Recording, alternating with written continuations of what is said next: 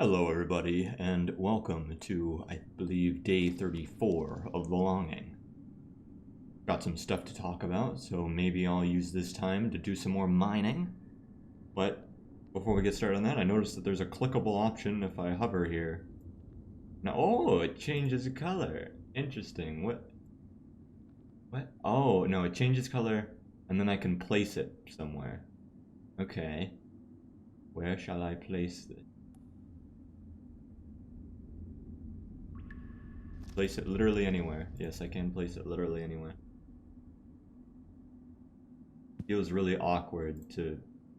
It doesn't really look like this really actually fits any. There's fine. Sure, why not? Go with that. Alright, let us get down and doing some mining. What I wanted to talk about today. We'll start off at the beginning of this little... of everything for what I wanted to talk about was, I'm usually, for the longest time, on my iPhone, whatever, I have, let me, come down, let me go down the stairs.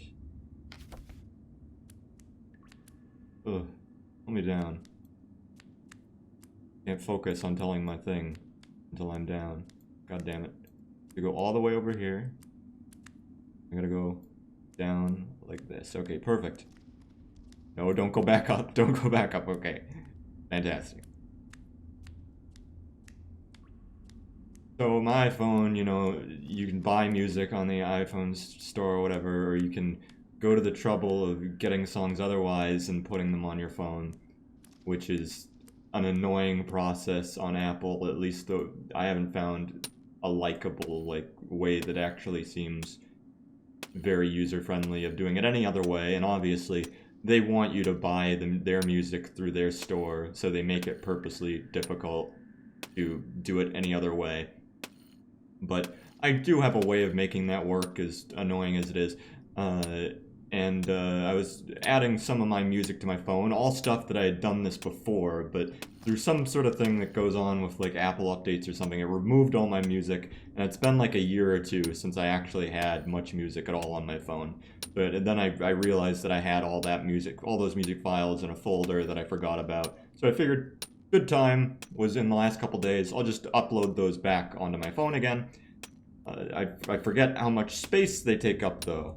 And I immediately start running into problems of space on my phone, and then it starts like fucking around with the iCloud storage. I don't know how that relates exactly, but there's space problems and all that.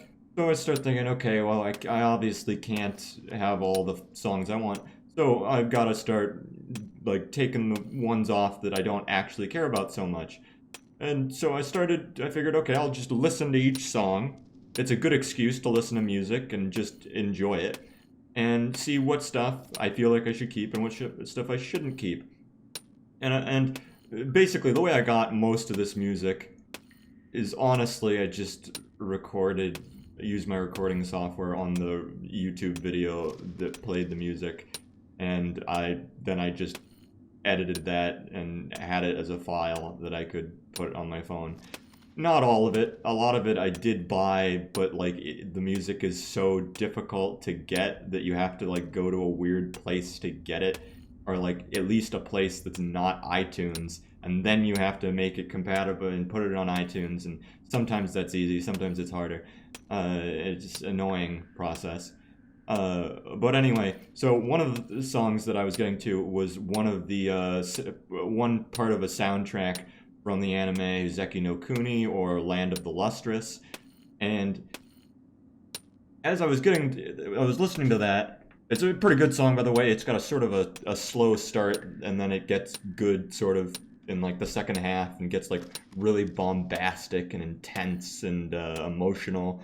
And it just had me thinking about some of the stuff in the show, some of the beauty in the show, and the sadness in the show. And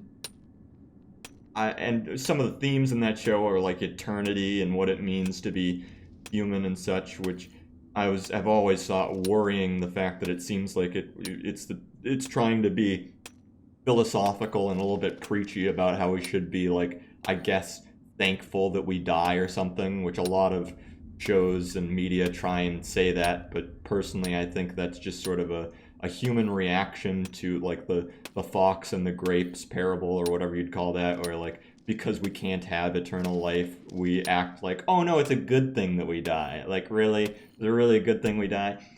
Not really.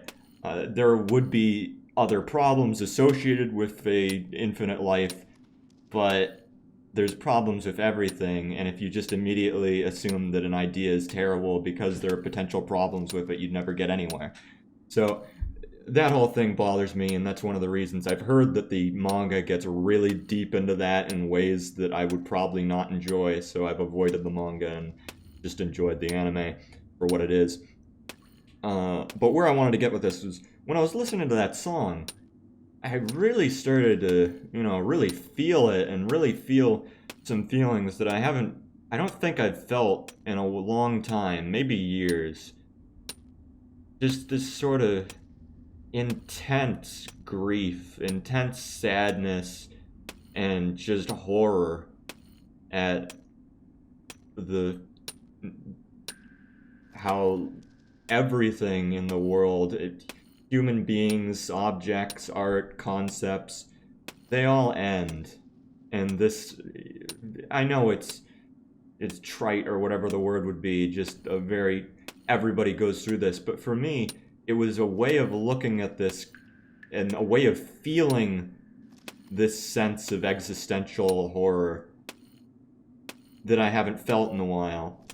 It just really feeling it and just want to fucking scream, and just that the horror of it all, and knowing of how much beauty there is in the world and has been and will be, that will be gone and will only be around for a very small portion of time, is so horrific and so incredibly, there's a word for the feeling of being small and knowing the how small you are in the universe, how small everything is in the universe.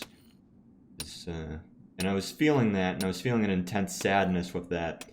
And the reason I haven't felt that in a while, I think, is because for a long time now, I've been feeling this sense of everything in the world and everyone in the world is just so pathetic and not unlikable and hateable.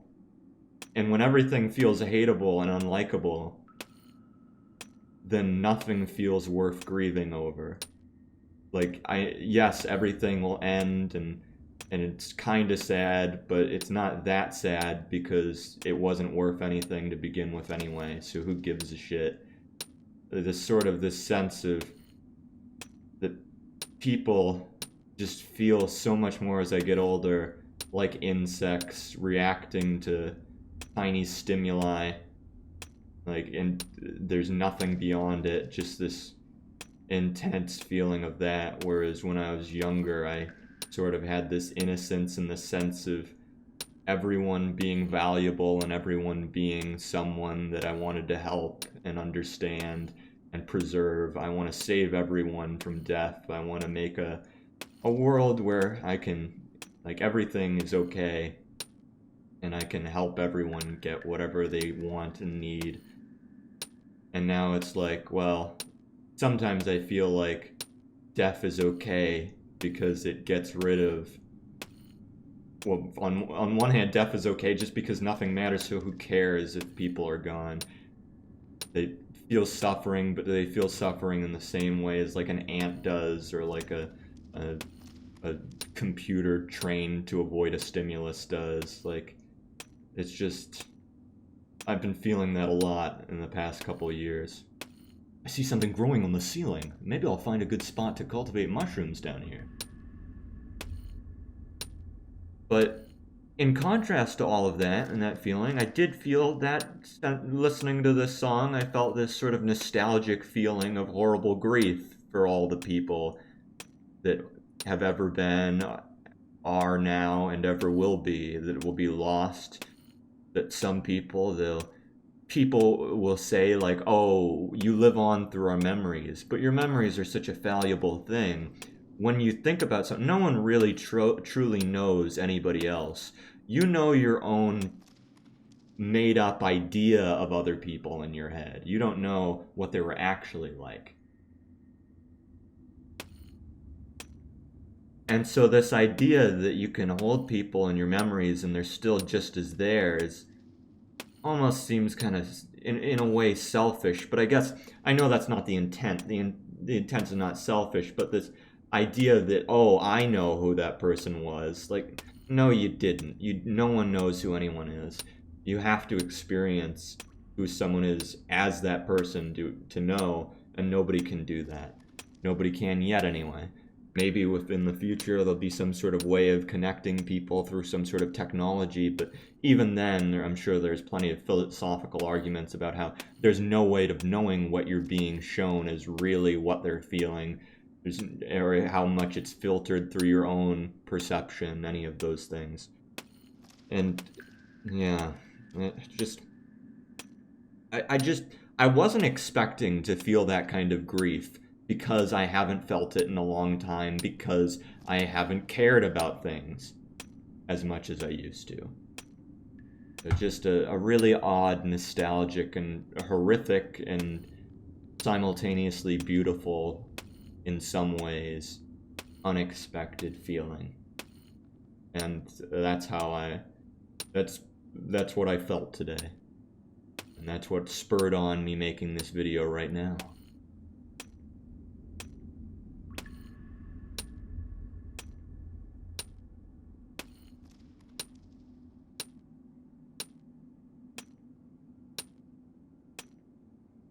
Well, looks like it's been 10 minutes. I think I'm going to end an episode here. I'll see you guys next time.